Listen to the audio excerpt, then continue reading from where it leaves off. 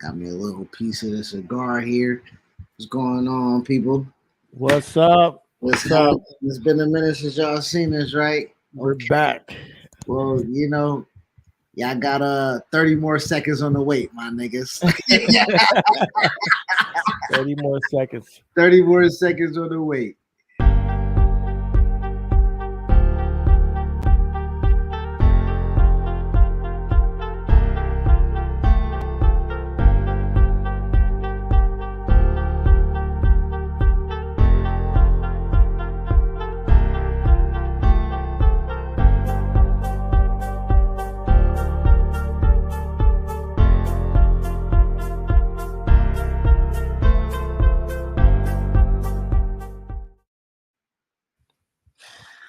Right, man. So that's the alarm right there for me, letting us know that it's 11 o'clock.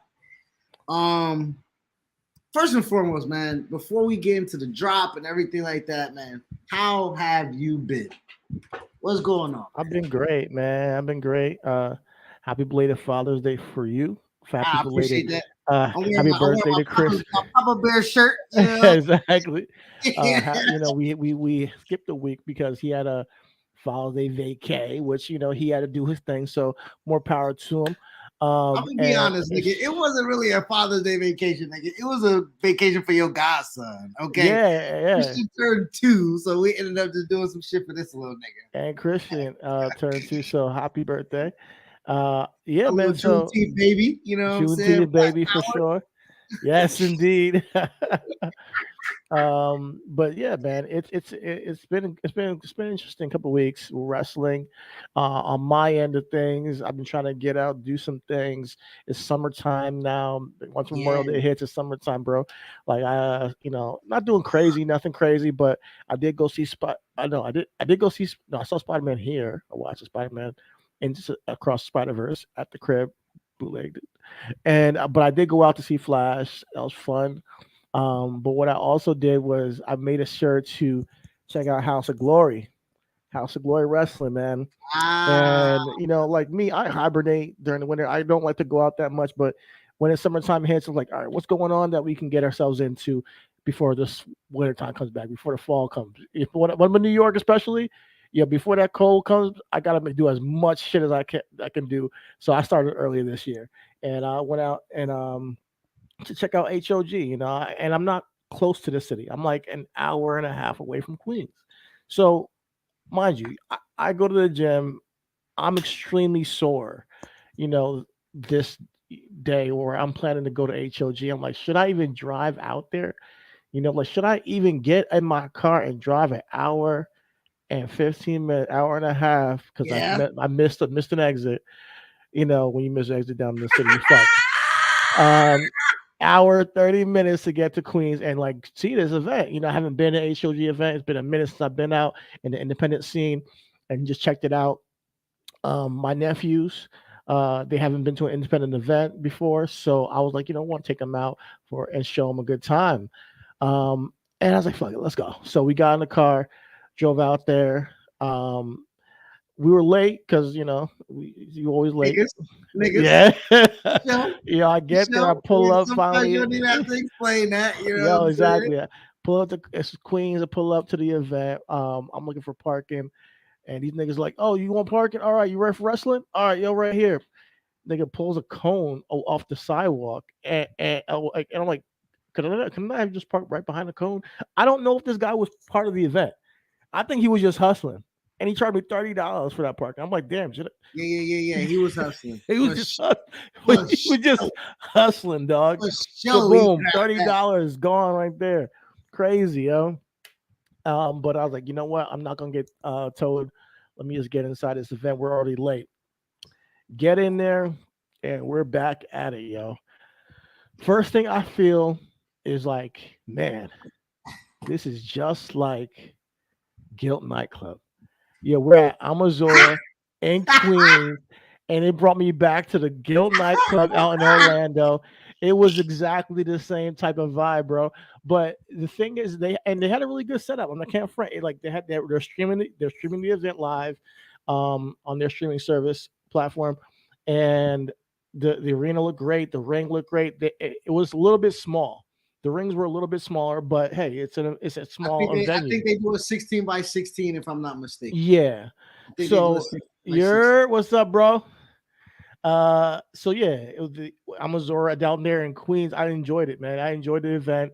Um, it's standing room, as you know, in wrestling in these indie events. You could $20 to get in is good enough. I'm not buying for it. I'm not paying for a seat if I know how it's going to be. Like I get $20, come in there. The rest is for my drinks. The rest of Yeah, I the money can. I spend is my I'm drinks. very comfortable with standing room only. Yo, not to interrupt you, Exactly, comrade. Let's link, brother. for sure. You, us, we gotta get together one time. Oh, here you go, right here. Comment. Add a comment shows them. Come on, yo. Listen, Appreciate you, fam.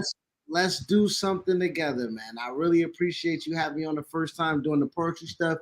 We got to link up doing some wrestling stuff. You and Cheaty, man. We talking about Hog. You know what I'm saying? If you got any information about HOG, put it in the chat, man. Cheaty said that shit was lit last week. So yeah, it was lit. At first, I was like, "Yo, did I miss?" Because we came in there for Elva Kingo. Let's be honest.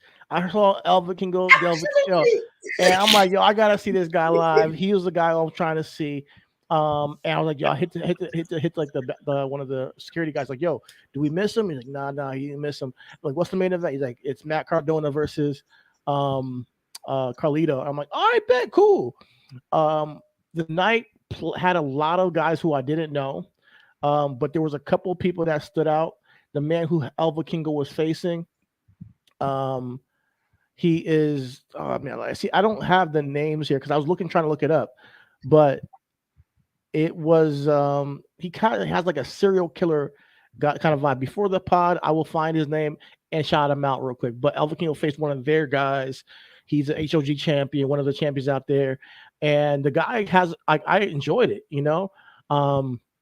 Elva Kingo, of course, he was doing crazy shit. And the guy, it was for the championships. They both had a championship belt. He has AAA. He had a HOG television championship. And the match ended in no contest. Guy used bullying the ring crew to loosen the corner The buckles. home guy couldn't lose. And he can't lose. lose. Charles Mason, thank you. Charles Mason he's I'm new to him. He really impressed me though. His entire entrance, his suit, everything he does. He wrestles like in like slacks and shirt pants. I loved it all. So he was one of the guys who stood out for me because there was a lot of guys who I did not know. A lot of hip swirling. I'm not sure why everybody wants to do a hip swirl. It's just weird, bro. But he was very brooding. He had brought a whole different vibe. Enjoyed that. Enjoyed the cruiserweight match as well. The cruiserweight match, I think they call him Sweet Candy. Some dude. He was champion down there. Was a cruiserweight championship. He's throwing out candy. I thought that was different. I never saw a guy throw out candy in an event, but that was cool. But Elva Kingo, it was no contest because he bullied the ring crew, had him unloosen up the corners, and he was beating him down with the spikes of that. They stopped it, and they said, "Listen, we're tired of you, Charles Mason." In August, they're having another event, and guess who is going to come? Brother. Wait a minute, Tanahashi will be there. Yes, which is cool. But they announced somebody else as well, and me and you know this guy very well. And it's gonna be Charles Mason, and no disqualification, no holds bar match against Eddie Kingston. Eddie Kingston's coming back home to New York. HOG coming August. I got him. I might have to pull up. Yo, you see the homie. And then there's also, like you said, Tanahashi that night as well. There's gonna be a match that night for the tag team championships. So yeah, I'm getting into the indie scene again a little bit and enjoying. I'm enjoying like what I'm seeing. Like I haven't been there. I'm not sure who if they're still owned by Master P or whatever. I think P still owns them. I think P still owns. He's sitting on that shit. I don't know what he's doing, man. But nigga, get you a contract with the CW, nigga. That's what Live Golf did. Nigga, do something. You know what I'm saying? But I definitely enjoyed it. The main event, Carlito, Matt Cardona. When I tell you that Matt Cardona is completely different than Zack Ryder. In person, I kind of got that from what we see online, but in person, The dude is a heat magnet, bro. Dude slapped the shit out of one of the fans. The fan threw a drink on him. The dude was wasting time to get the match even started because he kept going out the ring and cutting promos on the mic, calling out Puerto Rico and shit. Like the dude was doing his heel with shit, and it was good. And the fans were going crazy, chanting for Chelsea Green. It was an interesting environment once he came out with Carlito, and Carlito obviously is in great shape. There's rumors of him going to WWE soon. So I'm thinking in my mind, me and my bros, me and my nephews are like, yeah, Carlito's not winning this. If he's getting picked signed by the WWE, there's no way he's winning the HOG championship before.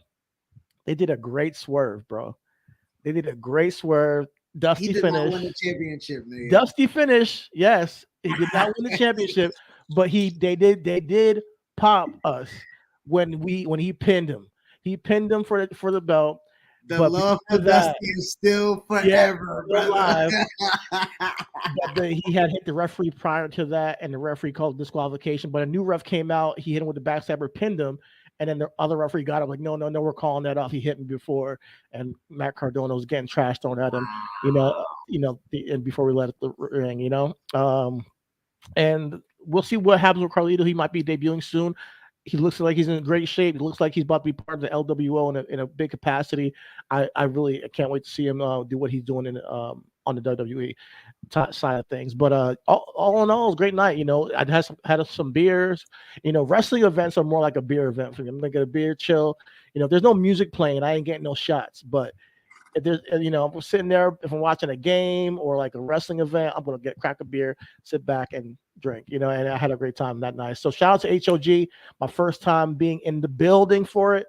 August 18th, they're having the high intensity show. So if y'all want to go out there in Queens and check it out, I probably will be there depending on what's going on, because I might have to go to Chicago for a graduation. That's the only reason why I might not be there.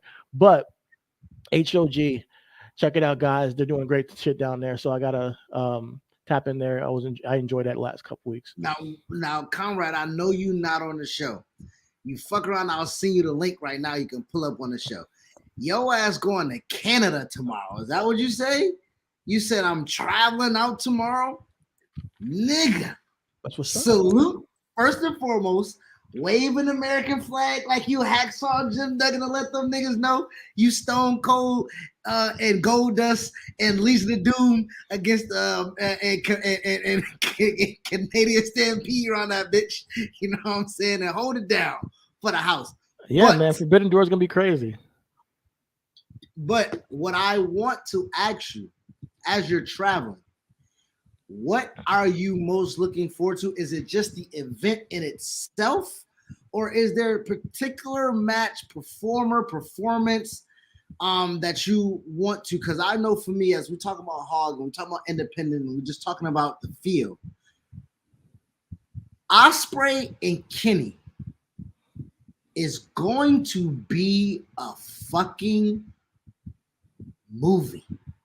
Now, I don't think nothing's gonna really compare to Tokyo Dome. Right now, that's one thing we gotta do. I don't know if we gotta, start a GoFundMe or whatever. We gotta go to Japan. We gotta go to Japan one for sure. time.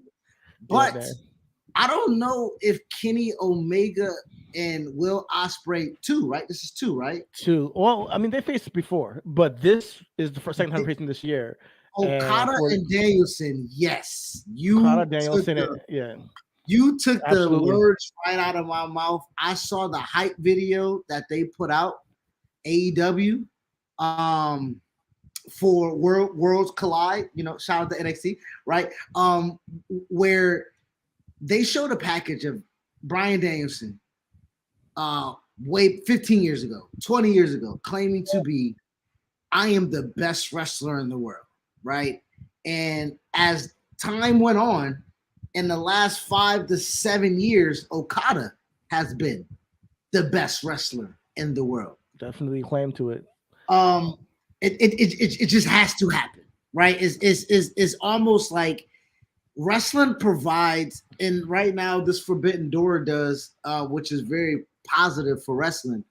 It gives us these opportunities that like street ball legends or basketball of the era legends or football, right, can Lawrence Taylor go against Patrick Mahomes? You know what I'm saying? Like that would be something to see, you know. These dream matches that we thought were impossible. Mhm. This is why Forbidden Door is one of my favorite events of the year. Like it's becoming like on the level of like Royal Rumble type shit, like the Big Four, because this is literally a time where two companies, the top of each company, can face each other, which doesn't happen. It just doesn't happen. This one is probably gonna be better than last year's, and last year's was fucking amazing, you know. So like Will Ospreay Omega, like that to me still today is my match of the year, the one that happened in Tokyo Dome thus far. This has the potential to beat that, and like you said, Conrad, Okada, and Danielson as well. That off the rip, I'm sold. I'm buying this event. We are watching it live. No streaming some crappy stream on a fucking whatever website. We got to pay for this one. Shout out to my ticket. Pirates, bro. I'm not going against the Pirates. No Pirates this time.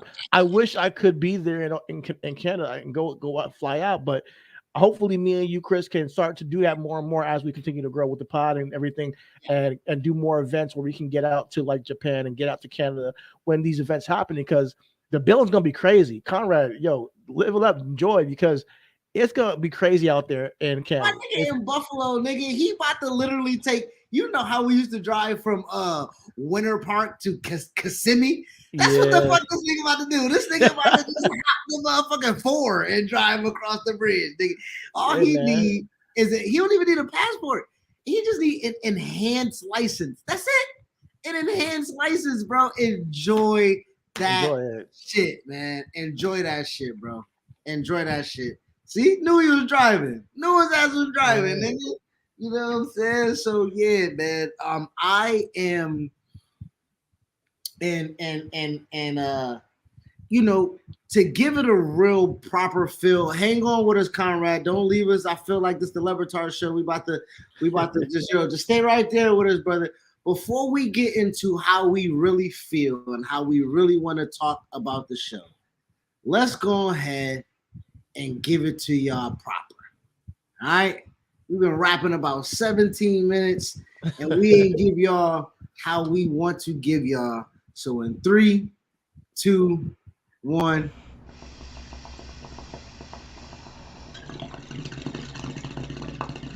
It's simple.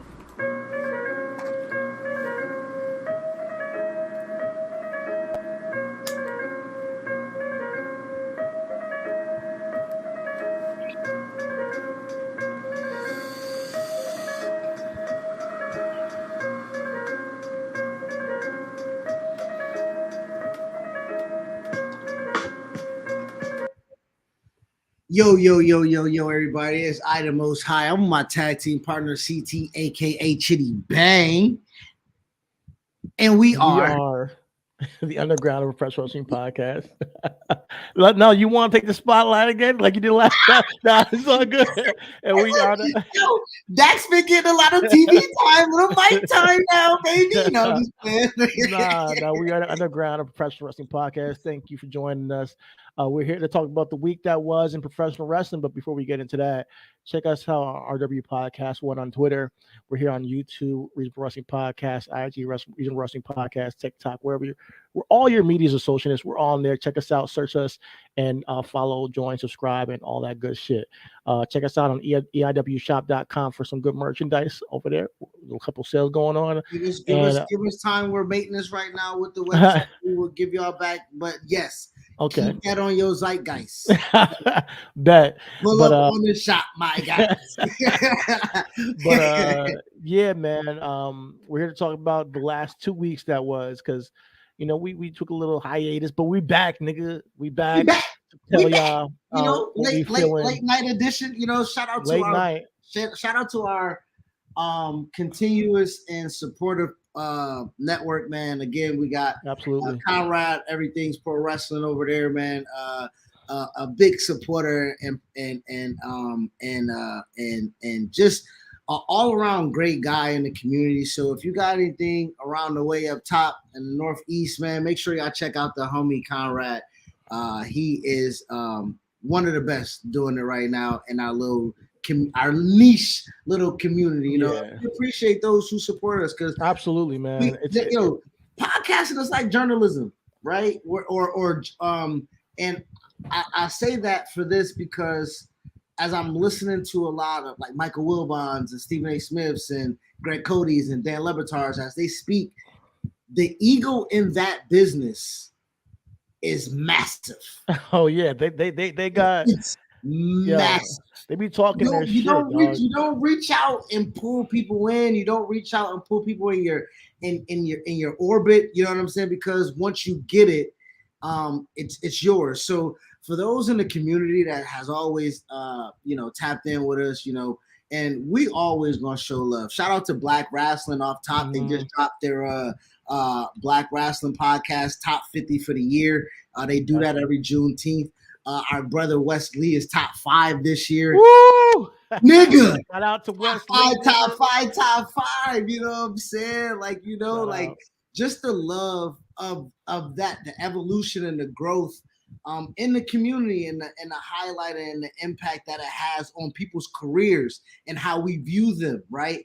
That's very important. So again, shout out to everybody that's doing it legally and illegally.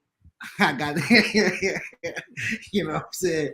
But we wanted to kick off the show. We kind of had a little 15-minute pregame show that our buddy Conrad was privy to.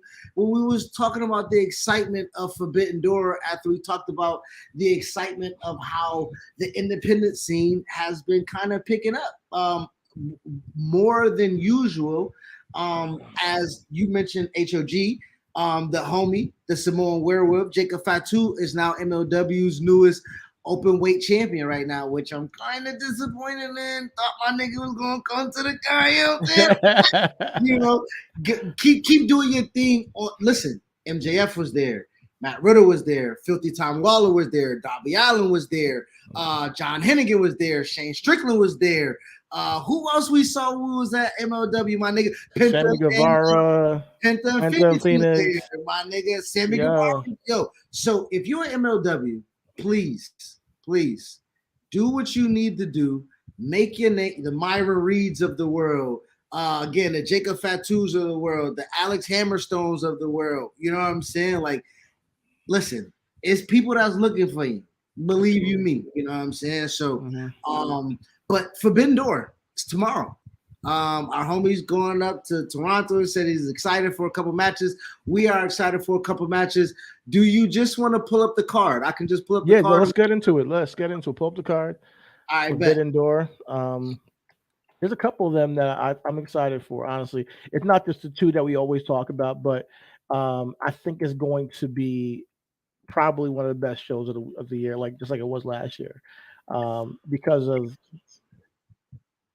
what the damn inception of the concept is, everybody wants to see, a DC versus Marvel type of deal, see what it is. This is taking two amalgams and putting it into one. And last year we got to see, the Elite versus was it the it was United Empire, excuse me. Yeah, great match. But now we get to see Kenny versus Will Ospreay 1-on-1. I think it's gonna steal the show. Now, one of the things that I do want to kind of speak about that I don't want to throw water. I'm disappointed that I can't get Shibata Daniel Garcia 1-on-1. You like the Fatal 4-Way idea? I know we're going to have a lot of multi-man matches, and I know we got a lot of one-on-one matches.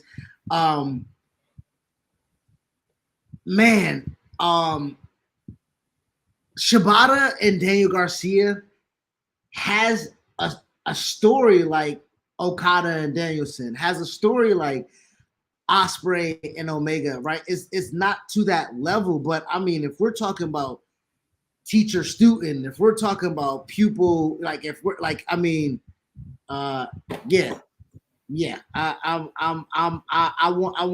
to see that 1-on-1. I need to see Shibata Garcia. Okay. Yeah. I'm not. And listen, I'm not going to be upset, bro. We talking about Orange Cassidy, which I am now a fan of, right? I am a complete fan of Orange Cassidy, and he's in this 4-way with Zack Sabre Jr., one of the best technical. Another Bryan Danielson match I have to see, right? Bryan Danielson versus Zack Sabre Jr. But we got Zack Sabre Jr., Orange Cassidy, Shibata, Dan Garcia. That should be a really great, intense match. Absolutely. I think it's going to be one of the better matches of the night. Like you said, it's a sleeper. It's definitely a sleeper. So, I mean, it can literally go any way depending on who they have. But I have a feeling Orange Cassidy's going to pull it out because he's just been, like you said, like a Spider-Man. He always finds a way. Man, I'm looking at the card, and one match stands out to me of something that I was a little bit disappointed about the booking of it. If you're saying that you want to see Daniel Garcia versus, Shibata, and I agree, I want to see that as well. I really was hoping we were going to get CM Punk versus Kenta. I really did want that. We're getting CM Punk versus Satoshi Kojima. I'm not really feeling that part of the the Owen Hart Tournament Cup first round. I really would like to see Kenta versus CM Punk, but it looks like we're never going to get it. I get it. They got some heat with each other, and they've been talking shit online and shit. And they got the two finishers. I think it would have been a great story to tell. Like if that was added to this card, imagine what that would have taken. It was already a great card, don't get me wrong, but I would have taken it all over the top. Like remember we talked before Punk came back, right? And we talked. Shout out to Thug, you know what I'm saying? Dropped the album, business, right? I think Kenta and Punk really should have hashed out what their business is. Absolutely. Right. And it may not be Punk and Kenta, right? I think it might have been Kenta and Tony, right? Where I think where the business really should look, man, I'll beat the fuck out this nigga. I'll take the loss, but you gotta pay me the king's ransom.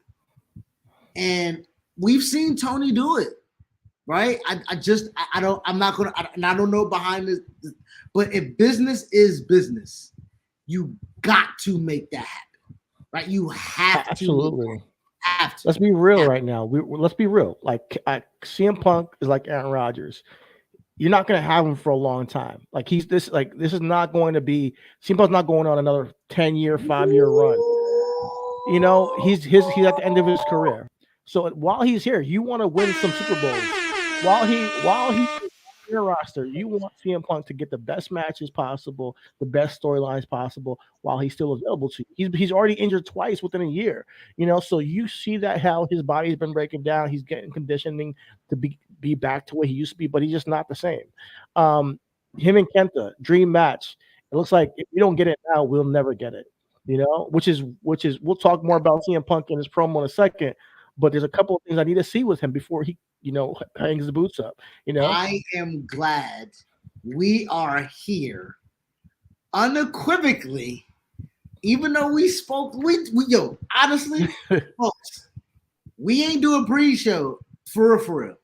But I did sprinkle a little salt of seasoning on the show where I wanted to compare wrestlers to sports figures because I wanted to give a little bit of credence and precedence to what we're talking about.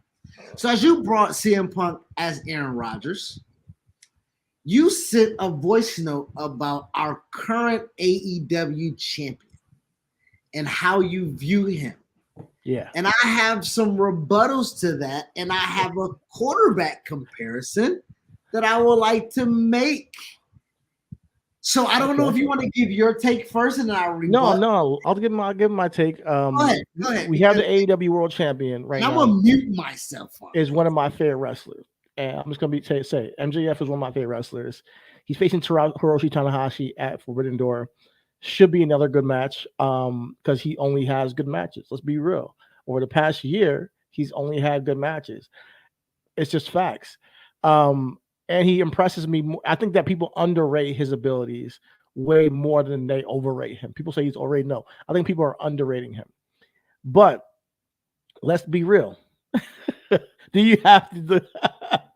He said he's gonna mute himself, but then step on my take with text. Okay, it's all good. Okay, if you guys are audio listening to this, check out the YouTube. You'll see what I mean. But MJF right now, there's a couple of people I say are in their prime, and they're hitting on all cylinders when they're out there on TV, man. Like we can talk about the Roman Reigns of the world, that everything he touches is gold. The Seth Rollins is. I go to Rhea Ripley. She's in a moment right now where everything she does, character-wise, just feels believable. Bianca, Becky Lynch. There's certain people that when they're on the mic, when they're in the program, when they're in the ring, everything seems to be working. Now, all considering the last program he had with the 4 pillars didn't whet everybody's palate, including mine, the way that I think that it could have been. But once he's he's back with MJF, and we're back to the MJF we all know and love, the guy who can get on that mic and compete with anybody else on the mic, and get in that ring and compete with anybody in the ring. Him and Adam Cole, blow for blow, move for move, over last couple 2 weeks ago, honestly, was one of the better television matches I've seen all year. Dead ass. And I'm not saying it's the best, but it's one of the better ones. Let's be completely real. And I think people underrate that the little character choices that MJF makes when he's in the ring. The little character choices he makes, such as wearing the elbow pad of Vince is right. How he his antics in the ring, the begging and pleading before he does something dashly as a heel. He's tapped in, just like these other characters are, and I see him as one of the aces, or if not the ace of AEW, and him facing Hiromu Tanahashi is perfect to me. We're gonna see the ace versus the ace. So yeah, you tell me who he is as far as your quarterback comparisons. None of that matters to me. What I feel like is that he's on a different level than everybody else on the roster, and that's just my opinion. Granted, I'm not saying they're not anybody that is great and hitting their stride as well. But I'm telling you right now, MJF, character-wise, is tapped in. He's dialed in. Different wavelength, bro. I'm just saying. So, I only had 2 comments, right? And then whoa, you know what I'm saying? So with I just to add my inflections on there. Okay, so first and foremost, I was gaslighting you. I feel you. No. First and foremost, I am going to say MJF. I'm not about to disparage the work that he's put in, the character development that he has displayed. Again, I watched him do the a la legacy at the Dynasty, right? In MLW. I watched him grow and be the salt to the earth and really hone in being the spoiled rich kid asshole archetype that he really hardened himself into. The emotional capacity that MJF was able to divulge into his feuds made him special. We've missed that. We missed that.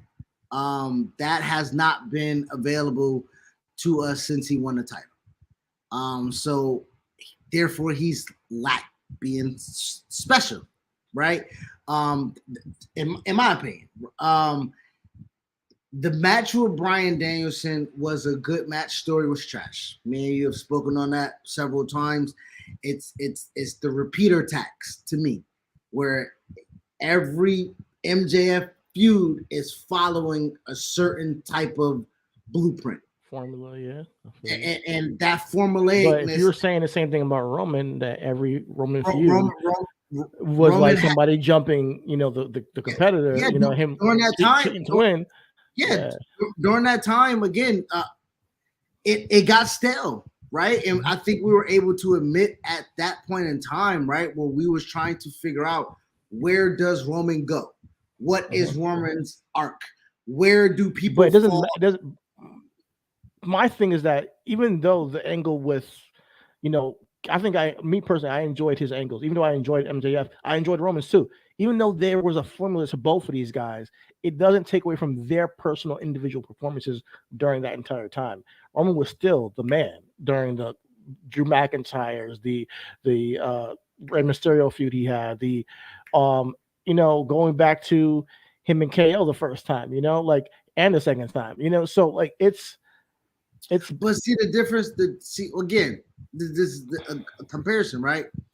As Roman's not on TV, as Roman's not as impactful week to week as MJF is trying to be, he's not elevating other people or his feud or his legacy like the other one is, right? And again, the stories are told and being presented differently, but those champions are viewed as the same, right?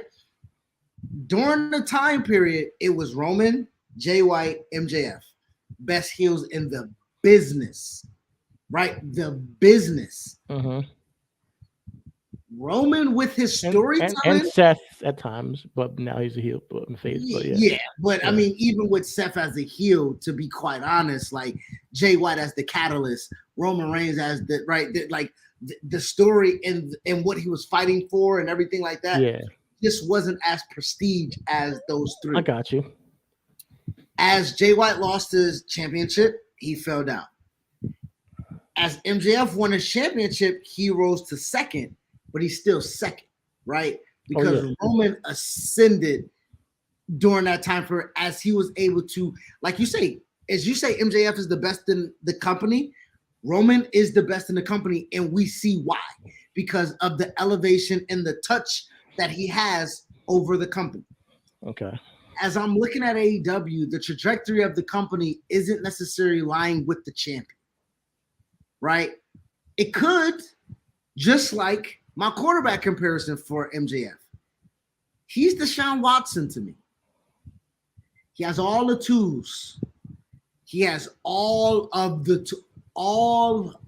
tools. And when we saw him, he was the best thing since sliced bread when we needed that. Listen, Deshaun Watson against Patrick, this is rookie Deshaun Watson, second year Deshaun Watson, right? Yeah. He's past Josh Allen. This is before Josh Allen was Stephon Diggs, right? There's Jalen Hurts is a second round pick. He's Carson Wentz, right? Deshaun Watson is with Patrick Mahomes, right? That injury happens. Some other things happen, whatever sexual, whatever those things. Deshaun Watson has failed down, but his stock is still. They pay him $256 million. He's still a man somewhere, but he's not Jalen Hurts now. He's not Patrick Mahomes now. He's not Josh Allen now. Damn near, he's not Tua. He has something to prove. And still, like he's not a man. Yeah. Which I do believe MJF with this current match with Tanahashi. I'm sorry, with with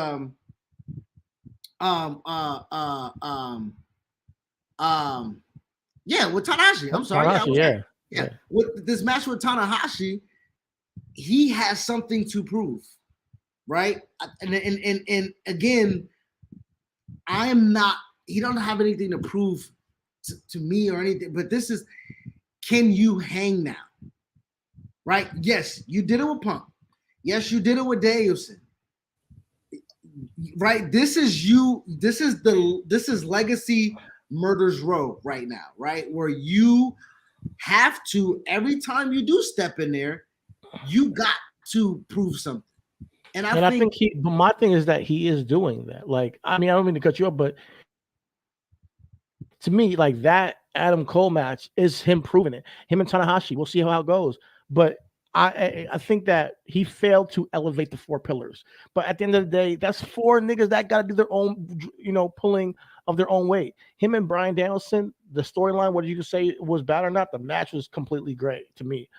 So as far as who he is as a character, he is dialed into who he is. Now I'm not saying he is his best form yet. I'm not saying that he is reached the pinnacle of of like running a company. No, I think he has like legs to go to because I think that given a situation of a storyline, you can make it even better with the four pillars. If you know Roman Reigns has made Logan Paul's situation and made it work. You know, he has made certain things work that I didn't expect. You know, Yo, we talked about Solo being a main event star. We can see yeah, that now. this Right? tag team match. You know, but it's not just Roman. You said he's not even there sometimes. These are guys can also pull their own weight. You talk about MJF and three other guys in an angle that have to pull their own weight and have great promos without him in there, and they weren't able to do it. But when Roman's not there, Solo and the Usos can pull their own weight to the point where they can main event SmackDown and everybody's gonna be tuned in. Like that's what I'm trying to say is like just because there's everybody around him was over the last angle wasn't able to do their part doesn't mean that MJF is not that nigga. Like he is. Well, if he's great, still great in the mic, great in the ring, and he's a great champion, because he's holding it down. And him with Adam Cole, they can now elevate each other, and they got a different story going on. This is my thing, bro. Punk is back, right? You just called him Aaron Rodgers, right? Meaning, where does Deshaun Watson play? Where does Aaron Rodgers play? We play in the same fucking conference. You got to see me to prove yourself. MJF got to prove himself to Punk, bro. He got to, and he got to beat him. Again. What I'm trying to tell you is that now that Punk is back, he's not the guy. I mean, you're right. I'm just to be honest with you. Punk, he's an enigma. Like he comes in and the eyes are on this guy. Like he's a draw still. It doesn't matter if he can't wrestle. Punk is going to be a draw because he's that damn good on the microphone. Let's get into it. Collision. Let's get into Punk real quick because Collision, he came back, and this ties into MJF a little bit too. Collision, he came back. He cut his promo where he said, tell me I'm telling lies. You guys, love me for the same reasons why people hate me. And that's because he just tells the truth about what he sees and what he does. He's not going to change. He says, he's a $1 billion Phil. He says that he's authentic in a room full of, counterfeit bucks and, taking those shots and whatnot. And then he brings out the bag. He says, this bag in here, I have the championship that I never lost. And until somebody can prove that, they can fill my boots. They can fill my boots. I'm not. Yeah. But he's being honest, right? Yeah. I mean, but like, listen, and Warner Brother didn't give them niggas another show for anybody else.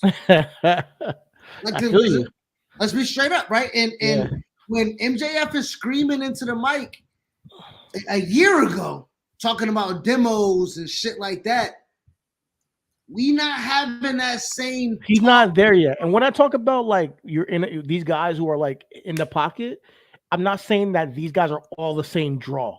I'm never saying that. I'm never going to say that MJF is the same draw as CM Punk or Roman Reigns.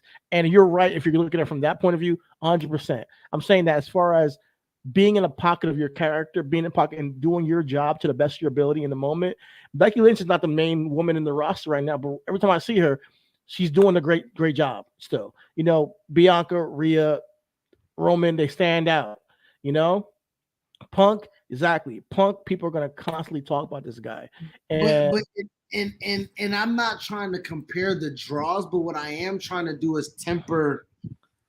What I am trying to do is, I was on the MJF train until I felt sympathy for Paige's championship run. Till I saw Paige feud with Moxley. Till I saw Danielson come back and get that spark. Right? There have been people in that company, like you say, that have hit their pocket and hit their stride that has taken that from what I thought MJF had, which was fire and passion and growth.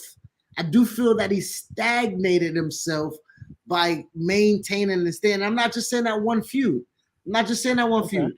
Again, we're going to use the gauntlet thing for Wardlow, We're going to use the gauntlet thing for Danielson. We're going to use the buddy relationship with Guevara in a 4-way. We're going to use the buddy relationship with Adam Cole. Like, we are falling into a rut with how he's able to tell his stories after we saw the develop. He told a different story with Cody. He told a different story with Jericho. He told a different story with Punk.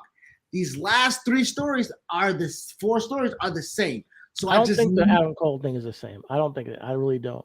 I think it's not a buddy situation at all. I think it's a combination of the two. But I do feel like now this is now the nitpicking for me. Mm-hmm. I thought Cross was in his pocket in NXT until them niggas said, "Cole, you're the man." Now, when we had this discussion months ago, we both said, whenever that little small motherfucker come back, he is the man. So now this is my thing. MJF is in a Karrion Kross situation for me. Oh, really? Because no, go ahead. Not just the promo, not just the match. I do know the match was good. It's not the last that we're going to see each other. Adam Cole is just knocking off Rush 2, right? Like, for MJF to have a good match with Adam Cole, who's not at the top of his game, scary. Because I think now Adam Cole can work around MJF, right? We talk about people who can work circles around MJF. I think Danielson took MJF to the brink. But we also saw during that psychology, MJF had to take some breathers. He had to step. No, for sure, absolutely. But his match psychology works because he's in his character. I mean, this is why I say Tanahashi match is going to matter for me. Okay, I feel you, but I think that you're not going to be able to manipulate or mind fuck the ace. He will. You see, but my thing is that like MJF is underrated because when you gave all that credit to Bryan Danielson and Adam Cole, when he's putting in just as much work, if you watch this guy work, he shocks me every single time, bro. He's a worker. He's a worker. Like, he legitimately is a worker, doing great moves. Elbow drop through. Everything was great, on par with Adam Cole. Where I can't say like Adam carried him through 30 minutes of wrestling. I'm not saying that that's not my thing. Okay, I'm not saying that he carried him. My point is this. We saw Karrion Kross. I'm not saying MJF is MJF is not Karrion Kross. You gotta stop comparing. I'm making that comparison. Nigga, Karrion Kross was above sea level when he got into the ring with real. Listen, and I'm not saying MJF is above sea level, but I am saying that they know MJF is the future. Absolutely. So they take care of him a certain way. Danielson takes care of him a certain way, even though he put him through the ringer.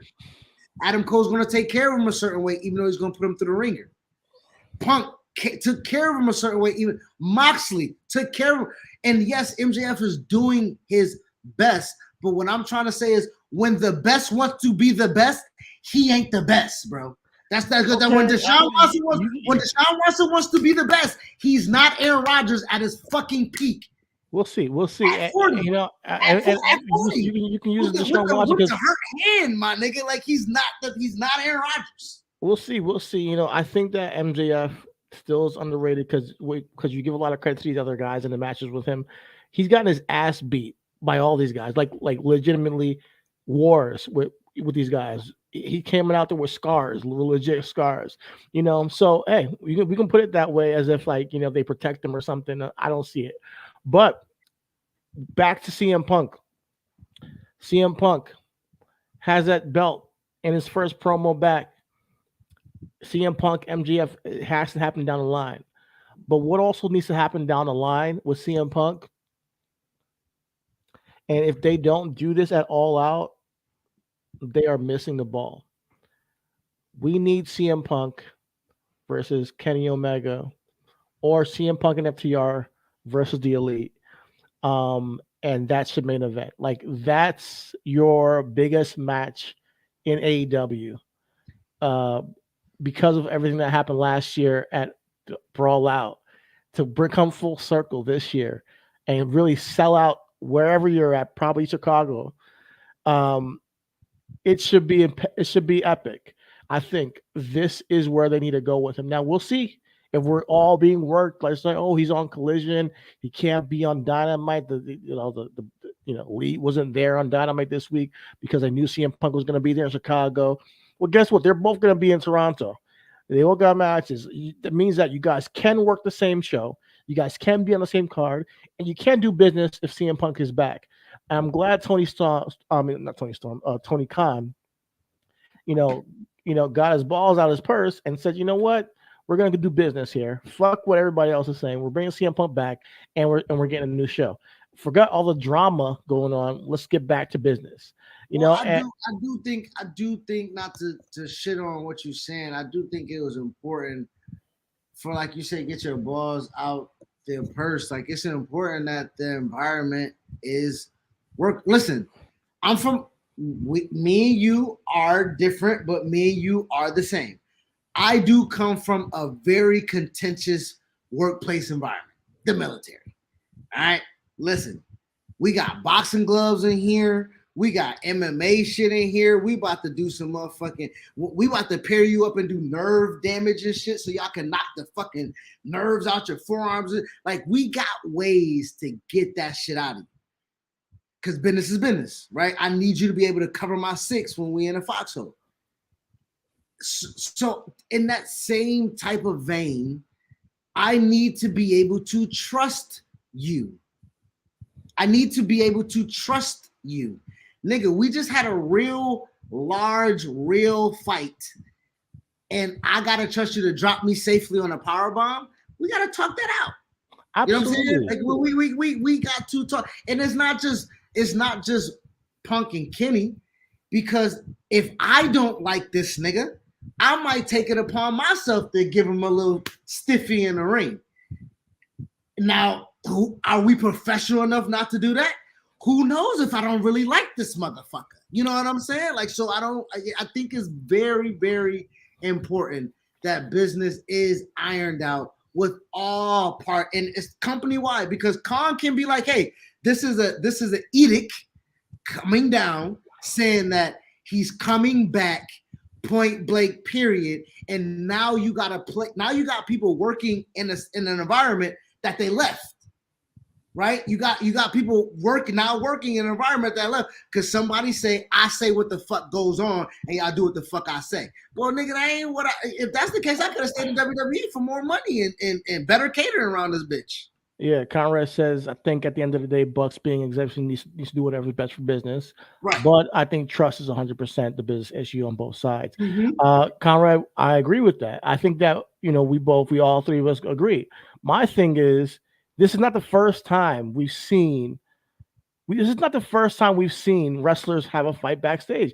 This is not the first time it's ever happened in the history of wrestling. And we're acting like, oh my God. Yeah, but our biggest thing is me and you, Sean and Brett.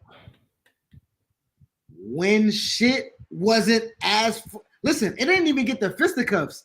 You mentioned that I had an affair on live TV that I got a motherfucking answer to when I go. We got real problems, my dude.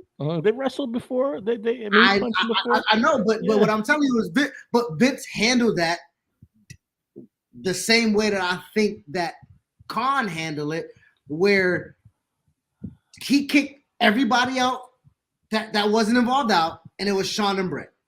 Right? That's what I'm feeling, and that's cool. I think that you guys do business. It's more than just Kenny and Punk. It's Kenny, Punk, Bucks, Page. Right, that's what I'm saying. And if those four people already established outside cliques as well, like you said, it's not that I gotta clear everybody else out, but I do gotta talk to people who take real liking to. I gotta now talk to FTR, because FTR is like, I'm gonna back my niggas up. You know what I'm saying? Like Punk my nigga. You know what I'm saying? Like, so I do feel like it is a group think thing that has to kind of be doused out. You know what I'm saying? And here's what I'm saying. I think you're right. It definitely is a group thing. I think that hopefully they've done this already if he's on TV.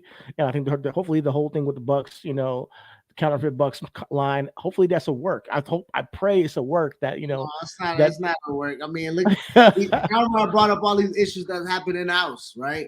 I think that Yeah, now, but they're that, all under contract. yeah. Everybody except for Colt Cabana, he needs to talk to. Yeah, But absolutely. But he don't need to come beg Chris Andrade's been Jericho punished shit. though. Andrade's been punished with this Guevara shit. This the match that we just saw on Collision was Andrade's first. Now he has been injured. He also asked for it to get released. Exactly. So, yeah, Exactly. that's different. That's different. So the environment there isn't perfect, which no workplace will be. But I think with something as big as this, because this again, we're talking about this as if this was regular. Punk just won a championship after being gone for so long, and the Bucks and Kenny won a trios title that was just debuted that night. Yeah. So like they fucked up TV, they fucked up money, they fucked up scripts, they fucked up other niggas pay. They're like, nigga, we was in line to have a match. That's why I always give John Moxley a lot of credit. John Moxley came in and held it down. John Moxley's like the OG of the locker room, I feel like, and I'm always gonna respect that guy for holding it down the way he did. But in the long run, there's money on the table. If you don't go and get that money, you're dumb. All of them, Paige, Bucks, Kenny, Punk, Tony, whoever the fuck, Colt, all y'all stupid. If y'all don't say, listen, there's money to be made at All Out. Let's get the biggest arena and put Kenny Omega and CM Punk in a ring together. Put the Elite in the ring with FTR. FTR and Elite have history, period. We haven't really even gotten a good match between these two tag teams yet, really. Like a classic that we've all been waiting for, pretty much. Yeah. You know, like it's writes itself, bro. So, like, I know we have the different, like, light draft or light brand split between Punk is on Collision and all that stuff. But come big show of the year, All Out, you better give us what we all know we should be getting that night, because it's already written in the stars. Let's go full circle. So with that being said, let's kind of really rip through the rest of this card a little bit. We already mentioned Kenny Ospreay. We already mentioned Danielson, Okada, MJF, Tanahashi. A surprise match that I think it's going to be an okay match, but I'm not. Sonata and Jungle Boy. Could they not find funny? Better for Sonata? You know what's funny right now? I feel like Sonata as champion feels like, how can I compare this to? It feels like when CM Punk had his first championship and he really wasn't the man. Like, you can just tell. Yeah. Like, you can tell that he's not the man. Like, but I like Sonata. Like Jack Swagger. It's like, throw him a bone. He's been here for a minute, dog, and you know, he put that work in. But Sonata's he's a dope wrestler. I think him and Jungle Boy could put on a great match. I haven't seen him wrestle in a minute though, so I'll be definitely tuning into that. I'm actually interested in the Adam Cole Tom Lawler match because I haven't seen Tom Lawler since MLW. He's one of the guys who stood out to me in MLW that I thought was going to make the leap to NXT. You know, we did a whole package with, you know, him beating down what's her name, homeboy. It was we edited that shit, dog. It was Jimmy Havoc. Jimmy Havoc, yeah. Jimmy Havoc. So that was on MLW TV. So yeah, it's awesome to see what they've done with MLW, but I thought he should have been gone by now. Like, we've got that picture with him when he faced Jimmy Havoc and he was bleeding, you know, all that shit. That night was crazy, like, honestly, MLW. But I remember Tom Lawler being a great. Hey, Court, man, I it's still fuck you, but you know, you gave me some real deal. Yeah, some real deal feels over there, man. Yeah, for sure, man. It was dope environment. It was crazy though, definitely crazy. But Tom Lawler underrated. Put it that way. I'm curious to see what he does with Adam Cole. Excuse me. Tony Storm and Willow Nightingale. I'm here for Willow. You know, listen. My wife don't really know me. She thinks she know me, but she don't know me. I got her tight. And it's Willow. For sure. I already know, man. Willow versus Tony Storm. Willow, man, you just can't help but just like her. Honestly, she's Yeah, great yeah. personality. Just baby, super white meat baby face that you want to root for. So her versus Tony Storm should be a good match. Tony Storm feels like I don't give a damn about her. I don't know why. I I Really? I, I don't care. I don't care about her reign at all. I I care think more about Chris Statlander than I do about her. Like I I said, think the this reign is TBS a little championship this is reign is a more little bit prestige. better than I mean this reign is better than the last, and I think it's because she has character tied to it. I would say that. I'll Yeah. give it that. I'll give All it that. right. I dug Taya Valkyrie versus Chris Statlander. I'm tuning into the TBS championship matches. Like I care about that championship more than the AEW Well, Women's listen, we Championship. were always tuning into the TBS Championship. Word up. So like that title has way more prestige than me than the AEW Women's Championship. That's just my opinion. Yeah, But for obvious reasons. Uh let's but not hold and pull any punches. That TBS Championship was in high prestige for like 57 wins, my nigga. and then we Oh got man. we got a 10-man tag team match. John Moxley, Claudio Classmiller, Willie Yuta, and Konosuke Takashita versus and Shota Umino versus Hangman Page and the Bucks, Eddie Kingston and Tomohiro Ishii. Should be a good little 10-man tag. Definitely gonna be blood, probably. Definitely gonna be We'll too see. many niggas in there. Too many niggas, not enough. Oh. What? Let me ask you. What out of these matches? Which is your opener? I mean, please put one of them fucking multi-man joints on there. Honestly, I think the first match, gotta be the 4-way. I was gonna say the same thing. I like that one as the opener. I think honestly, you open up with the 4-way. You give Orange Cassidy that pop. You let that nigga go ahead and go ape shit. You set the tone, and I think you just go off of that. You know what I'm saying? I think realistically that would be great. I think that would be great. You know what I'm saying? And to be honest, if Daniel Garcia wins that match, but I don't know if he would or should, I think in the second match you lead into the 6-man of Jericho, Sammy, yes, right. Suzuki versus Sting, Darby, and now that we know Naito. Naito's there. God damn, this card is gonna be crazy. Yeah, it's gonna be nuts, man. Yeah, it's gonna be better. It might be better than last year, man, for sure. I mean, I think it's gonna be better than last year. First and foremost, Danielson and Punk's on the card. You know what I'm saying? Like first and foremost, I think like that's one of the things that opened our mind last year. Punk debuted right before then, got hurt right before then, and Danielson debuted before then and got hurt right before then. So like, was Adam Cole on the card last year? He was on the card last year, right? If I'm not mistaken, I believe he was. Him and Red Dragon. Yeah. If I'm not mistaken, I think he was on the card. You know wait a minute. He was in a match with Okada. It was him, Okada, and like it was a 4-way. 4-way, yeah. Jay White. 4-way. And he got knocked out. Yeah. That was, I believe, the spiral of what it went through. Yeah. We went through. Yeah. Yeah. Wow. So, yeah, it's full year, man. Since that's wild. I'm down for this. Yeah, man. I can't wait to see this. But yeah, we can move on from AEW. Is there anything else you want to tap into with AEW before we move on? No. I would just say that to just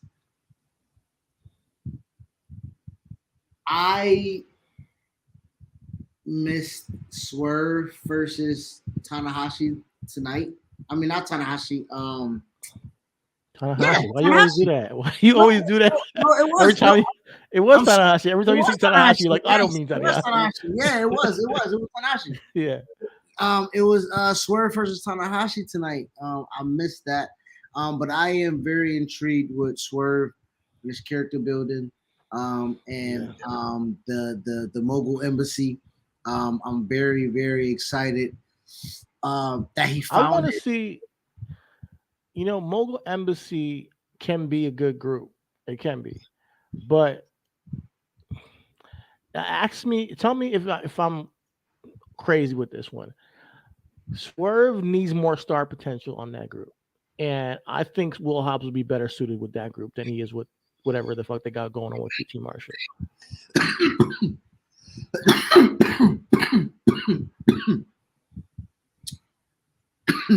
Yes and no. I don't think Swerve needs anybody to dim his light.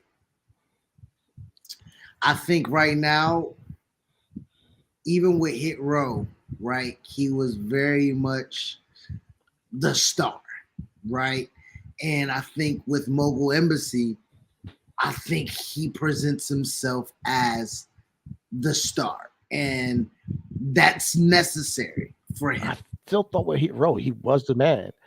You know, Yeah, I think he was the Um, man, and he didn't have I- nobody next to him. That and when if we were talking bullshit and had Carmelo there, Carmelo's star was bigger than Swerve's, and Swerve would have had a dim light. You know what I'm saying? Like, so I think even I think Hobbs, like you said, mentioned Hobbs there, but to me, if there were going to be somebody,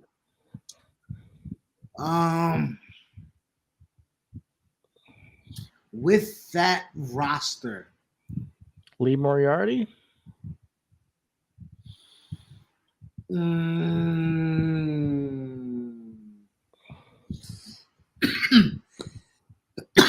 I like that. Leading Gates of Agony in a more realistic look. You know, it seems like Unless Hobbs takes, I mean, listen, I don't, you hey, listen, we do a lot of booking black here. Hey, Hobbs replacing Brian Cage works for me. You know what I'm saying? Works for me. Okay, so I think that works. Gates of Agony, Swerve, Hobbs. I feels like a powerful group. I think Gates of Agony. I think Gates of Agony, Hobbs, Swerve, Prince Nana. Mhm. Yeah, that's fire. Yeah. You also before we get up AEW, and it's not AEW, it's ROH. One time down, Kiera Hogan, Athena, banger. That street fight, banger, bumps, banger. Like they put that shit on. You know what I'm saying? They put that shit on. And, so shout out to them. I want to give a shout out to them. And also, ROH presented a new world television championship to Samoa Joe. I think it's time, since we talk about bags and handing out fees and whatnot, Shane the fuck Taylor, Samoa the fuck Joe. Thank you. Ring of Honor television champion. Please. Yes. Stop fucking around with me. All right. It's now midnight. You know, I get a little crazy when I, look at these eyes, a little sleep deprived, Tony. Okay. Stop fucking playing. Okay. No, I'm with it. I can't say all these fucks about my wife. She wants me to work on my tone. She wants me to work on how I talk. She wants me to stop saying fuck so much. But fuck it. This is the podcast. This motherfucker don't run shit on this. Stop fucking playing, Tony. Okay? We want Shane Taylor Promotions versus Samoa Joe for the Ring of Honor television title. I'll shut up now. You know what? I wouldn't mind seeing Shane Taylor go right after Claudio. Oh, I damn, mean, where my he was horns already at? on that trajectory. Where my horns? Where my horns? Where my Yeah. horns? He was already on that trajectory before ROH got shut down. And then now AEW. So I'm down with with Shane going after Claudio. Claudio has no competitors right now. It seems like. I mean, I don't know. I don't really watch. I'm not keeping You up with want to talk about a nigga who's just holding the fucking title? This hostage. nigga did all this bullshit about how this title means something to him. He's never been in a world championship match, and da da da da da, and da da da da da, and da da da da da. He beats fucking Jonathan Gresham, and now he ain't this. Yo, he stole a victory from my nigga Eddie Kingston. I think Eddie dragging that title down the fucking ramp is more motherfucking for the championship than Claudio being with the fucking BCC. Oh, hell yeah. Around this bitch. He don't even come up with the title. It's sad, bro. Like Claudio is lapdog right now for BCC, and it's like it doesn't make our Welch feel like it's special at all if he's holding the championship. I think Samoa Joe would do better with the world championship than Claudio, and he's done more for the television championship than Claudio's done for the world championship. But I told you guys that a long time ago about Claudio, but hey, no one listens to me when it comes to him. But they put the title on him anyways. Kingston should have won the first time. Especially after the story they told, on the little package. But moving on, let's talk about the fact that he's a 2-time champion at that. Yo, exactly. You should have kept that bitch on Jericho. Ocho around this bitch. Nah, nigga, you got me siding with Ocho because you so fucking boring, nigga. Get the fuck out of here. Yeah, man. Right, man. Just go out and have good matches, but we don't give him no belts. How many good matches we see with this nigga here? Get a tag partner. We don't want to see no more singles. Where's Tyson Kidd at?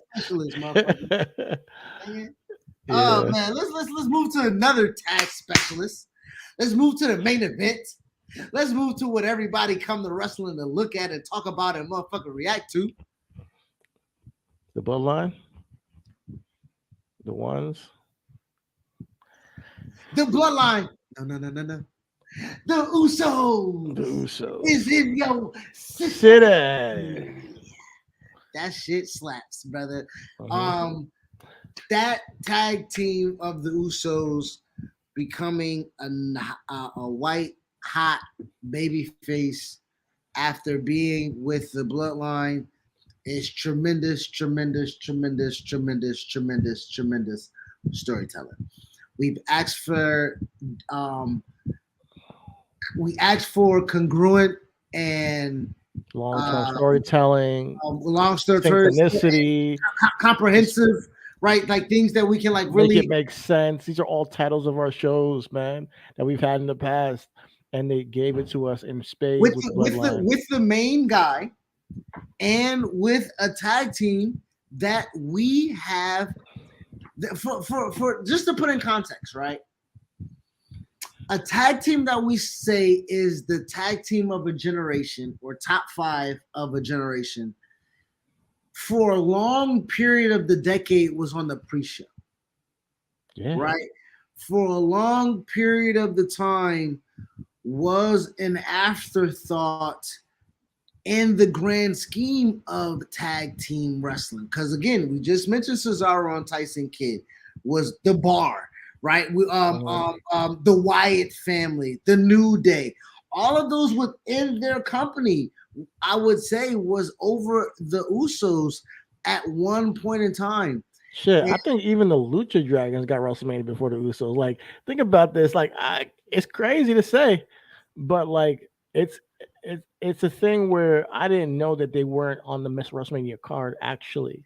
Nigga, Enzo and Cass was on WrestleMania. You feel me? So like, this was something that they were battling for and necessarily weren't recognized with. And right now, they are at the pinnacle of the industry. of the entire industry. Yeah, these two men arguably are the best wrestlers in the world. Like, just based off of volume, they do quality. For sure, volume and quality, and then on top of that, the storytelling they're doing, the emotional in and out of the ring, the emotional aspect in and out of the ring. They are in the running to be two of the best wrestlers in the industry right now. I mean, what can you say? Huh? No, they're in the running to be like two of the best wrestlers in the industry right now. There's nothing more you can say about that. Well, I will say, I don't know why I popped my lips like that. Please, I gotta edit that out because that was not popping. I will say this: Yeah, the nigga. 1 second, I'll be right back. Just because you hold it down for a moment. All right. So I would say, as my nigga say, he be right back. Let me go ahead and take the joint off, the banner off. It looked really stupid with a split screen. I would say this, man.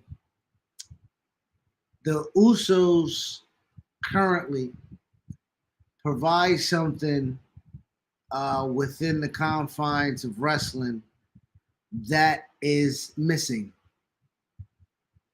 And we see it a lot with opposing figures, right? We looked at it. Let's just say, for me, off the top of my head, Shawn Michaels and Stone Cold, right? Oh, we really don't fuck with each other. Before a common goal, we gotta fuck with each other, but we really don't fuck with each other, right? I will say that with I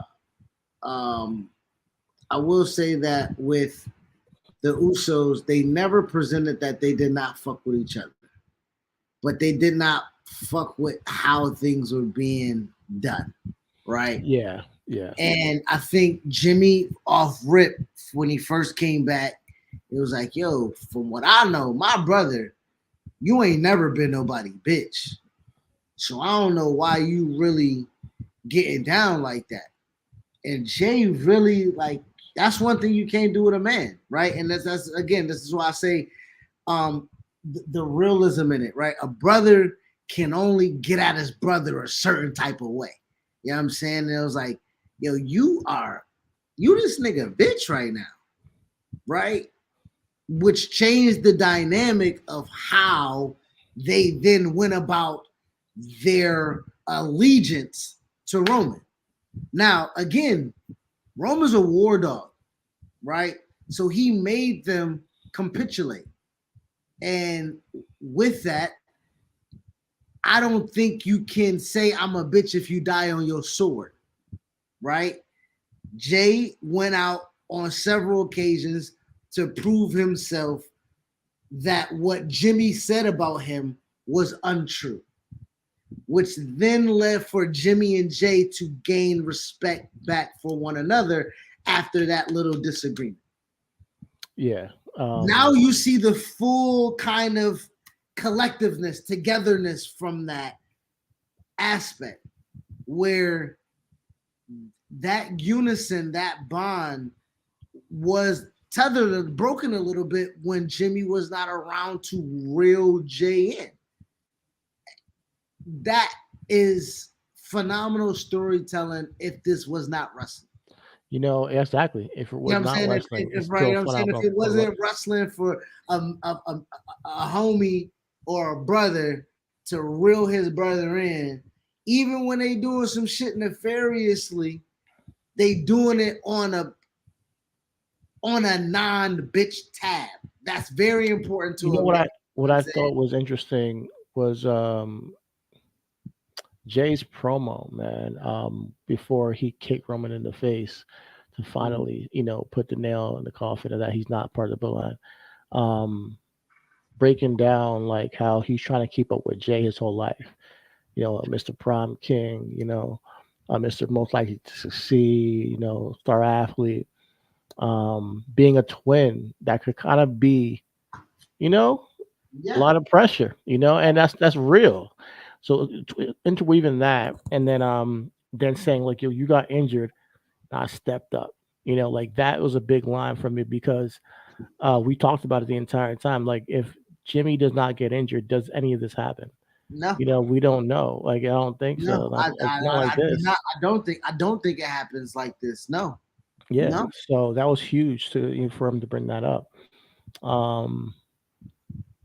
And it's bringing us back to like that full circle of like, when he was, like I think I could be the champion, Roman. And he's like, no, fall in line. Like, I'm the tribal chief. Trying to choke him out to say like, yo, acknowledge me. And that started Roman's reign of terror. Like he him and Jay's like we had him win against Braun and Bray, but him and Jay's storyline really did more for Roman's character than anybody else could. And because Jay again ain't no bitch, but joked around was like, "Yeah, I can beat you," and Roman Yeah, snapped like, "What? yeah. He needed him to acknowledge him. He's like, Right? Wait, yeah, what? You think that this is easy, yeah, right? You think that oh, on any given night you can beat me and then lead the charge of what this is, which ultimately, listen, in the military, right? A general, a colonel, whatever, got to come to like, bro, you just run the fucking platoon squad, motherfucker. You know what I'm saying? Like, you just handle these four motherfuckers, and that's what you do. You think you can stand in front of a battalion? You think that you can stand in front of a battalion and lead a fucking command? You think that you can be general of this shit? Man, sit the fuck down. You know what I'm saying? Like, that's so real. That's real, nigga. yeah. That's real. So with that being said, that being the reason why we look at him as a tribal chief all this time, I think this where Roman goes from here is very very interesting because without that acknowledgement from the Usos, like who are you? Just you and Solo doing this thing. It does take a little bit out of the act, and we'll see what he can do without them. But this tag team match, this Bloodline Civil War, should be a spectacle to see. You know, honestly, I think that is Absolutely. definitely a big tag match that we've seen a couple of them now where they put tag team wrestling on the forefront of a couple of their reviews. I'm very impressed with WWE for telling that storyline and getting us to like, yo, we gotta see this tag team match. Which it's like an old school kind of way of booking in a sense, I think, because they used to do that for pay per views, you know. So I'm interested to see how this plays out. But moving forward, you know, he's not being acknowledged by the Usos anymore. And what does that do to Roman's psyche? What does that do to his, you know, is he losing control, you know, of his kingdom in a sense, of his tribe, Let if me there is let no me let me tribe? let me ask you this. You think you think you okay, you think Kang worried right now? Kang? Yeah. Nah, Kang ain't worried. I know. I know he's in the possibility. He's that's what I'm saying. He has multiple niggas split down there, and he's manipulating his way to be back on top as a conqueror. And Roman's the same way. I yeah. don't think right now. I think right now all those possibilities are in his head right now, and they're all manifesting into one fucking goal mission. Let's not make niggas forget who I am, and I think that will end all these speculatory things that we're talking about right now. Is like, where does he go? What is his mindset? What is his psyche? We're going to see a conqueror. I hope we do because I said that I want to see him lose the title to Cody and go on that bloodlust of like I am now having something to prove kind of wave. But losing the Usos could be doing the same thing where he's now on a tyrant mode and goes kind of crazy with his You think my power empire? You even think my more. Maybe they were holding him in check, you know, to Yeah, some degree. you think my empire crumbled because these two are here, right? Like it's like again What with makes him the tribal chief? Is it them or is it him? but that's what I'm saying. Yeah. Like Kang's in the quantum world, and they're like he like they exiled me here and I built a fucking city here, brother. You know what I'm saying? Like you can't really break me down. You know what I'm saying? Like too much. So I think Roman in that aspect, I do believe that he's gonna come back and he's gonna conquer something crazy. And speaking of that tag team match at Money in the Bank, the card is only like 6 matches on there. It looked pretty stout. That's all we need, honestly. Yeah, I Yeah. mean, matches with story. You know what I'm saying, and I think that matters. We got Ronda and Shayna with the unified tag team titles, wrestling against I'm sorry, a returning Liv Morgan Mhm. and Raquel Rodriguez. So they'll be wrestling for their tag team titles and tag team titles that Liv and Raquel never lost. They never lost. Yeah. Liv got hurt, so they had to relinquish those. So those are the two tag matches on the on the card. The Civil War and then the women's tag match, and then we got two singles matches on the card with Cody Rhodes versus Dominic Mysterio. And then we got Finn versus Seth, which I'm very interested in.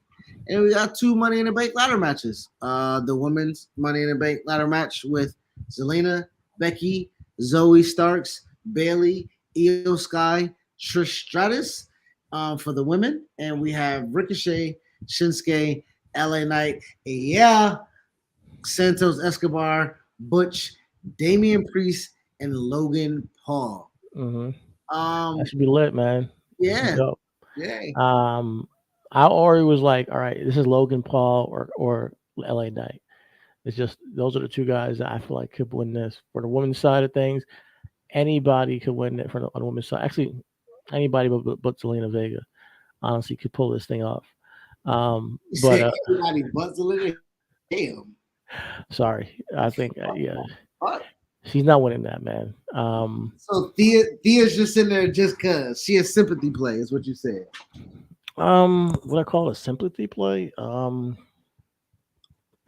Yes, I will. Yeah. I think that she's gotten a rub because of the Puerto Rico stuff and LWO. And I think that she's gaining an opportunity. This is an opportunity for her to showcase herself again. So that's all it is for her. We got like you said, Seth and Finn. I'm enjoying what they're doing. Finn, absolutely. Yes. Yes. Yes. The stuff on NXT, loved it. Braun Breaker and Seth Rollins, I enjoyed it. I wanted Braun Breaker to get a little bit more off though, but that's my opinion on the whole thing. But I get it.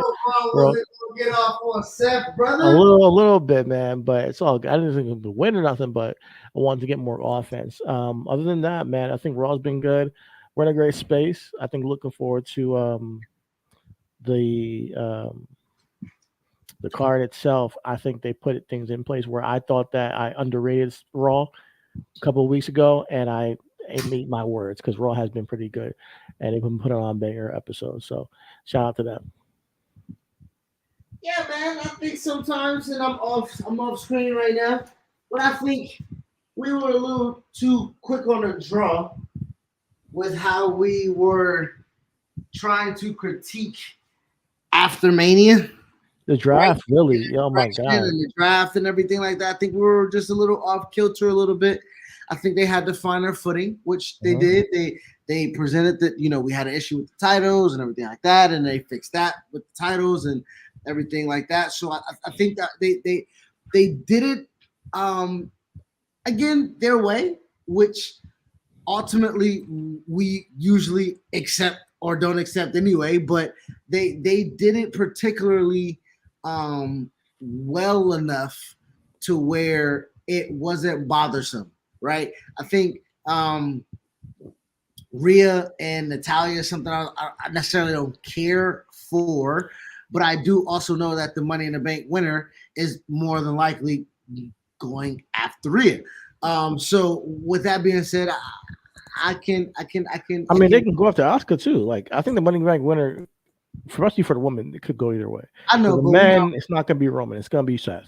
But we again, that's my thing. I think with those two things in place, I think the Money in the Bank winner will both be dedicated to pushing Raw forward.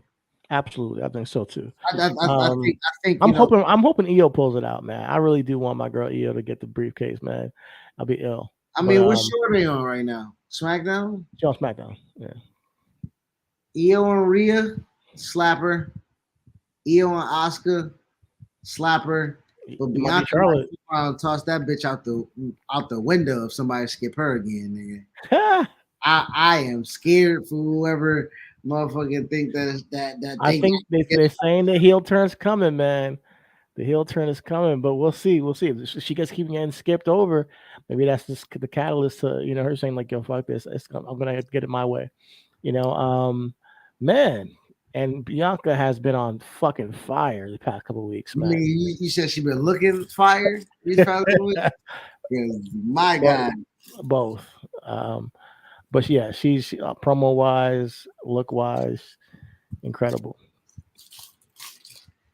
indubitably. Indubitably. But Like Clyde yeah, was saying. man. That's, Um, that's all I think that we hit. I think we hit everything. yeah, Is there man. any? And we did pretty good too by being off a week, only being an hour and a half show. Hmm, Business and logic, do we have anything? business and logic. Hmm. We already did that, man. That's CM Punk coming back. We all know there's money in that. They did right business. They did good business. We'll see how there's a lot of wrestling going on right now. There's like three AEW shows, three WWE shows. There's like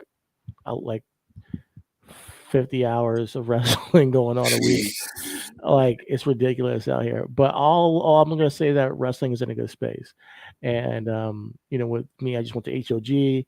The indie scene is popping. There was at least like 150, maybe 200 people in there. Man, woman too, and kid. The people had their kids out late, crazy. But the women were out there. Yeah, the ladies were out there. I didn't know that many ladies were gonna be out there for the wrestling event. But yeah, man, it's popping, man.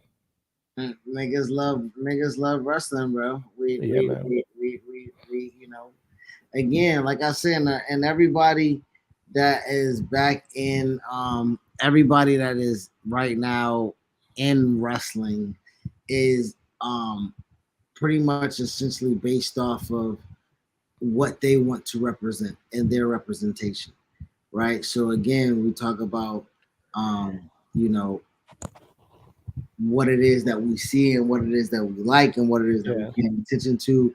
It's just the evolution. And again, if the storytelling is there, if the representation is there, if the evolution of the business is there, if the progression is there, then like we ain't going nowhere. You know what I'm saying? So I do want to say that what you by you saying wrestling's in a great space, I will say it's in a great space from just literally when we started, right? We started this. Shout out to Anthony Bowen. We got the "He is gay" chant that wasn't necessarily homophobic, right? We talk about right, how important Pride Month is to not just the wrestlers but the community of people that support wrestling, right? So Anthony Bowens right now might be the most recognizable gay wrestler in the business, right? And is on a pedestal, right? And being celebrated and being championed. Uh-huh. That's progression, right? We talking about the Black Wrestling Podcast Top 50, and a lot of people are like holding that shout to Darius Carter. It was like, I made 15. I'm putting that shit in my bio, nigga. Oh, yeah, man. It's like the PWI, nigga. You know what I'm Yeah, saying? Like man. it's things of that nature that again, women are now looking at Willow Nightingale and Bianca Belair and Jade Cargill and Athena and fucking Kiera Hogan and Red Velvet, and seeing themselves and like, yo, we about to wrestle. Like, do you see NXT fucking Portal now, my guy? It's crazy. My God. Yo, Booker T was going on and on about Chuck it, duck it, quack, quack. When Jakara came out, woo! Yo, and he had his wife right behind him, yo. She was right Listen, and listen, then Big Joe brother, was trying to be like, yo, brother, son, we see you brother. behind you, better I'm chill. gonna tell you right now. Shucky ducky quack quack. Yo, freaking Lash Legend and Jakara came out. Oh boy. It was a moment. You gotta put a fan was a on the moment. TV. This shit gonna get Yeah. hot. Word up, bro. Yo, Nah, man, but again, like, that is very much why wrestling's in a good space. It's very much why we still, like you say, it's over 500 hours of wrestling or 50 hours of wrestling. We're like, shit, yeah, we're trying to pull up and see Lash Legend and Jakara. Jade was on TBS champion. We trying to see Bianca. Listen, we've been watching. We watched Bianca first Mae Young Classic. Put on a classic with Kairi Zane. It was like star. You know what I'm saying? Yeah. Like star. Yeah. So it's very much in a dope space, man. And wait till Bray comes back. I'm really gonna be geeked. I can't wait, bro. I can't wait, man. I hope he does. I hope Bray come after Roman. That's what me and my nephew were talking about the other day. I'm like, yo, who could take the title of Roman? Who comes after him? Like, and I that's don't think the he dude. takes. Yeah, I will. Even if he just has a feud with him, that's the moment where it's like, all right, like full circle. You know, I need Bray to come back after this dude. They can't none of this mid card bullshit and none of this okay hottie shit either, man. We gotta do it the right way. I told you though, Bray did good, man. LA Knight a star. Yeah. That wasn't his fault. That wasn't his. Hey, I'm gonna have Bray take it. Okay. I Listen, gotta give man. my nigga a win. You know. Okay, let's give it a Bray. Fuck it. Shout out to Bray. Shout out to Nathan Frazier. He won the cup in NXT. I thought that was interesting. It was a good match. Yeah, Heritage Cup. And shout out to Wesley, our guy, having great matches still. I killing it, holding it down for North American Championship. Shout out to Carmelo. He's about to face Baron Corbin. Another great promo in NXT that day. I think that him and Baron Corbin, like I say, underrated. I think he's definitely testing Carmelo's, and he's rising to the occasion. Carmelo's rising to the occasion. So I mean, they sent Baron down there. They sent Baron down there like, is the kid ready? Right? Yeah. Is the you're like, we know he ready, but is the kid ready? Yeah, exactly. Right? Just like Seth went down there to Braun, it was a tester. Yeah. Right? So Seth went back up there to Papa H and was like, your boy's good.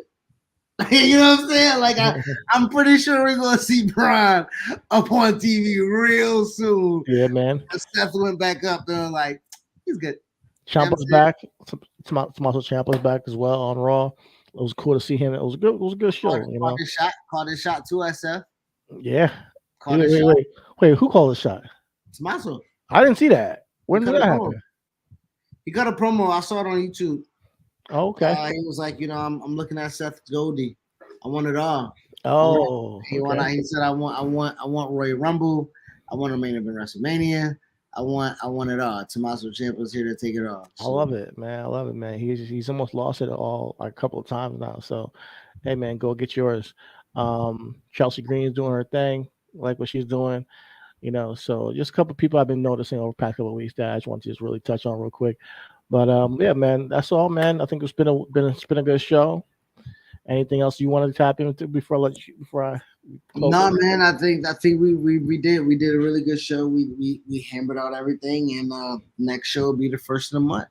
Yeah, man. We'll see you guys. I'll see y'all next month, July, and have a good viewing of Forbidden Door. So are we doing we're gonna the show's gonna be July 1st, which will be Money in the Bank. After Money in the Bank, yeah. So we'll now for Forbidden Door, we're doing anything tomorrow night?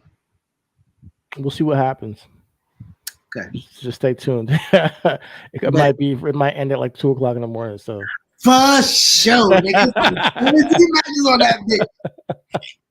Nah, but guys, it's been real. All's love. Everything's wrestling.